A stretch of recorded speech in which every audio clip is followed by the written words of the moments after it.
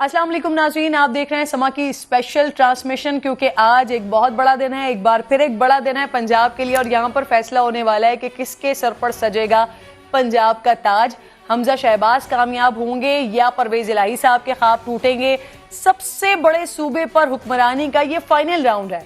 Super over में दाखिल हो चुका है। सुप्रीम कोर्ट के हुक्म पर ये होने वाले रन ऑफ इलेक्शन में आज जीत ऑब्वियसली ऐवान में अक्सरियत दिखाएगी या फिर जोड़ तोड़ दिखाएगी, एक बहुत बड़ा क्वेश्चन मार्क है जो अभी तक खत्म नहीं हो पा रहा है और जब तक खत्म नहीं होगा, जब तक मुकम्मल तौर पर फैसला नहीं हो जाता है। अब हमजा शहबाज पर एतमाद हो रहा है, दूसरी तरफ तहरीक इंसाफ और काफ लीग के मुश्तरका उम्मीदवार परवेज इलाही की जीत के लिए पुरअज़्म है। मुक़द्दस ऐवान 16 अप्रैल की तरह आज भी जंग का मैदान न बने। डिप्टी स्पीकर दोस्त मजारी ने एक दिन पहले आईजी पंजाब को खत लिखा और उसमें सिक्योरिटी के हवाले से उन्होंने लिखा कि 1700 पुलिस एहलकार आज किसी भी नाखुशगवार वाक़े की रोकथाम के लिए तैनात होने चाहिए। ऐवान की कार्रवाई पुरअमन अंदाज में चलाने के लिए आज असेंबली में मेहमानों के दाखिले पर भी पाबंदी है, मीडिया के मोबाइल लाने पर भी इनफैक्ट पाबंदी है।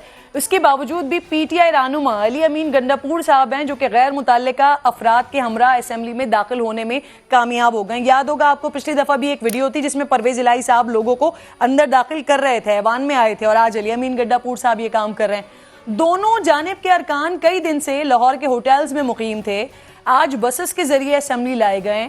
हमजा शहबाज ने अपने कैंप में, जबकि परवेज इलाही साहब ने अपने हामी अरकान से मुलाकातें की हैं। हमजा शहबाज या परवेज इलाही, ये फैसले की घड़ी आ चुकी है। मेरे साथ पूरा पैनल मौजूद होगा। इंतहाई मौजिब मेरे लिए नदीम मलिक साहब मेरे साथ आज स्टूडियो में मौजूद हैं। अस्सलाम वालेकुम मलिक साहब, आप खैरियत से हैं? मलिक साहब, क्या होने जा रहा है? सिचुएशन समझ नहीं आ रही है। पीटीआई के पास काफ लीग के उम्मीदवार के लिए बहुत सारे नंबर्स हैं, लेकिन उसके बावजूद भी मुलाकातें हो रही हैं, चीज़ें हो रही हैं, समझ नहीं आ रहा होने क्या वाला है। अच्छा, बड़ी इंटरेस्टिंग पोजीशन है क्योंकि दोनों फ्री कोशिश ये कर रहे हैं कि किसको ज़्यादा लोटों की आती है। वैसे तो रन ऑफ इलेक्शन है, अगर जिसके पास भी एक अददी बर्ती भी हासिल होगी वो आज का इलेक्शन जीत जाना चाहिए। बज़ाहिर वो परवेज इलाही को इस वक्त हासिल है बाई इलेक्शन के बाद, बाई इलेक्शन से पहले नहीं थी। लेकिन पंजाब की सियासत इतनी गंदी है कि शायद हर एक बंदे के साथ उन्हें अली मीन गंडापुर और कुछ गार्ड्स लगाने पड़ेंगे तो शायद उन्हें संभाल लें। अदरवाइज ईवान के अंदर से एक पार्टी से उठ के उम्मीदवार भी बाहर जा सकते हैं, ये भी हो सकता है। जो कल जरदारी साहब की मुलाकातें थीं आसिफ अली जरदारी से, सबसे ज़्यादा मीनिंगफुल वो थी क्योंकि पंजाब की सियासत में दो चीज़ें बड़ी अहमियत की हामिल होती हैं। अगर किसी के घर कोई चल के चला जाए और उसके घुटनों को या दाढ़ी को हाथ लगा दे तो वो कहते हैं कि उसके बाद तो वो चाहे कुछ मांग ले ना, घर भी मांग ले तो चाबी उसको दे देते हैं। तो कल जरदारी साहब ने जाके शुजात साहब के घुटने छुए हैं बाकायदा और फिर जाके बैठे हैं। तो मुझे लगता है कि शुजात साहब का दिल थोड़ा सा नरम हुआ होगा। गो कि उनके वो कज़न है, खाला के बेटे हैं, दोनों के परवेज साहब और शुजात साहब के दोनों भाइयों कज़न है आपस में, लेकिन इनकी बहनों की एक दूसरे से शादी हुई है तो क्लोज फैमिली टाइज हैं। वो किसी सूरत भी ये नहीं चाहेंगे कि घर के अंदर का माहौल ख़राब हो। गो कि इनके बच्चों के अंदर वो कुर्बत नहीं है जो परवेज इलाही और शुजात के दरमियान थी। मूनस और सालेक आपस में उतने करीब नहीं है जैसे कि शुजात और परवेज इलाही हमें नज़र आते हैं। उसी वजह से हमें थोड़ी सी तफरीक नज़र आती है कि कौमी असम्बली के अंदर तारिक बशीर चीमा और सालेक एक तरफ बैठे हुए हैं और मूनस दूसरी तरफ चले गए। पंजाब के अंदर अगर ये तकसीम हुई तो फिर तो मैच परवेज इलाही के हाथ से निकल जाएगा क्योंकि शुजात साहब ने अगर सिर्फ मरवत में ही कह दिया ना कि जिसका जिधर दिल करता जाके वोट पाओ, फिर परवेज इलाही के हाथ से मैच निकल जाएगा।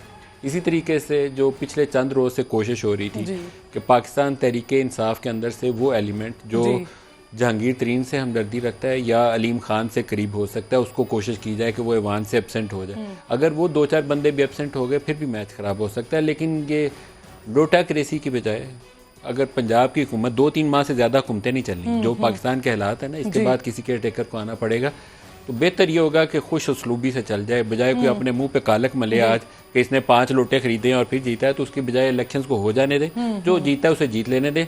मुश्किल हालात में पाकिस्तान की ज़्यादा सोचें, लोटे खरीदने की कम सोचें। बिल्कुल सही कह रहे हैं आप। मंसूर भी मेरे साथ मौजूद हैं, आपको भी अस्सलाम वालेकुम, खुशामदीद कहती हूँ। खालिद अजीम साहब, नईम हनीफ साहब, ये तमाम पैनलिस्ट साथ मौजूद हैं। मंसूर, क्या लगता है आपको, मुस्लिम लीग नून के हवाले से बात कीजिएगा, जैसे मलिक साहब अभी कह रहे हैं कि खुश असलूबी से कबूल करें, तो जब ये ज़मीनी इलेक्शन हुआ और उसके बाद मरियम नवाज साहिबा या दीगर लोग जिन्होंने बड़ी खुश असलूबी के साथ ट्वीट्स किए, मुबारकबाद दी पाकिस्तान तहरीक इंसाफ को, आपको लगता है कि आज भी कुछ इसी तरह के मामलात होंगे? किसी किस्म की बेवकूफ़ी कह लीजिए कि मौजूदा हुकूमत को नहीं करनी चाहिए, क्योंकि आगे की सिचुएशन अगर पीटीआई जीतती है तब भी, जैसे कि मलिक साहब कह रहे हैं कि आगे 2-3 महीने के बाद सिचुएशन ऐसी नहीं है कि केयर टेकर गवर्नमेंट को तो आना ही पड़ेगा। अगर जीत भी जाती है तब भी, और अगर नहीं भी जीतती तब भी खान साहब तो सुकून से नहीं बैठने वाले। देखिए किरण, बहुत शुक्रिया। शरीफ इंसान है और इनकी तजावीज़ भी जो है ना वो मौजूद है, लेकिन मसला ये है कि पाकिस्तान की जो सियासत है ना उसका शराफत से कोई ताल्लुक नहीं होता। और ये जो पावर हंगर जो होती है ना कि जी मुझे बस किसी तरह ताकत मिल जाए, ये हर किस्म की शराफत, हर किस्म के मॉरल्स, एथिक्स उसको उठा के बाहर फेंक देती है और ये बड़ी रूथलेस होती है। इसमें ये पावर गेम के अंदर बिल्कुल जिस तरह एक चेस का बोर्ड होता है, उसके अंदर आपने ये मूव यूं चली, ये मूव यूं चली और आपका अल्टीमेट एम होता है कि आपने गेम जो है ना वो जरूर जीतनी है। आइडियली तो यही होना चाहिए जो मलिक साहब फरमा रहे हैं, होना तो यही चाहिए। पाकिस्तान हो कि डेमोक्रेसी हो या पूरी दुनिया में कोई भी डेमोक्रेसी हो, वहां पे जिसके नंबर ज्यादा हैं वो बैठ के अपना वजीर आला मुंतखब करे, जिसके नंबर कम है वो अगले को जाके मुबारकबाद दे। मैं बल्कि ज़िमनी इंतखाबात के अंदर ही मैं देख रहा था, सलमान नईम जैन कुरैशी से हारे और उसके बाद रात को एक वीडियो सामने आई जिसमें सलमान नईम गए, जाके जैन कुरैशी से हाथ मिलाया, उनको मुबारकबाद दी।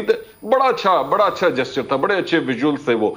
मैं ये कह रहा था कि ये देखिए, ये दो यंग पॉलिटिशियंस हैं, कितना अच्छा इमेज दे रहे हैं कि पाकिस्तान के अंदर, अल्लाह करे आइंदा सियासत इसी तरह हो, लेकिन अनफॉर्चुनेटली इस तरह है नहीं। हर मुमकिन कोशिश की जाती है कि अगले का पत्ता काटा जाए, अगले की टांग खींची जाए। अब कल मुझे ये लगता है, जाहिर बात है we still have few minutes to go, उसके बाद क्लैरिटी आएगी, लेकिन कल रात को मेरे ख्याल में मुस्लिम लीग नून की आखिरी कोशिशें जो थी वो आसिफ अली जरदारी साहब के जरिए थी और काफी देर तक वो बैठे रहे, लेकिन मुझे लगता है कि वो ब्रेक थ्रू उन्हें नहीं मिल सका है। और जिसका एक वाज़े इशारा जो है वो आज आईजी पंजाब और चीफ सेक्रेटरी पंजाब ने जो कह दिया है कि जनाब हमें विफाक की तरफ शिफ्ट कर दिया जाए और यहां से हटा दिया जाए, तो मेरे ख्याल में उनको भी सिग्नल मिल चुका है कि कहानी नहीं बनी है, नंबर गेम नहीं हुई है। सो जिसके नंबर ज्यादा हैं वजारत आला उसके पास आनी चाहिए, वो 2 महीने रहे, वो साल रहे या जितना भी उसका टाइम रह गया है, लेकिन मेरे ख्याल में डेमोक्रेसी के लिए, जमहूरियत के लिए, मुल्क के हालात को ठीक करने के लिए इस वक्त टेम्परेचर को नीचे लाना बहुत जरूरी है। और अगर कोई ऐसी वैसी हैंकी पैंकी होती है, कोई नंबर गेम जो है वो बिला वजह इलीगल तरीके से, अनएथिकल, अनमॉरल तरीके से जो है वो चेंज करने की कोशिश की जाती है, तो जो सियासी टेम्परेचर इस वक्त बॉयल अप हुआ है, मेरे ख्याल में उसके अंदर जो है वो बिला वजह का एक एडिशन होगा और इसका नुकसान होगा। सही, एक क्विक ब्रेक लेते हैं जी, ब्रेक के बाद वापस आते हैं, फिर दीगर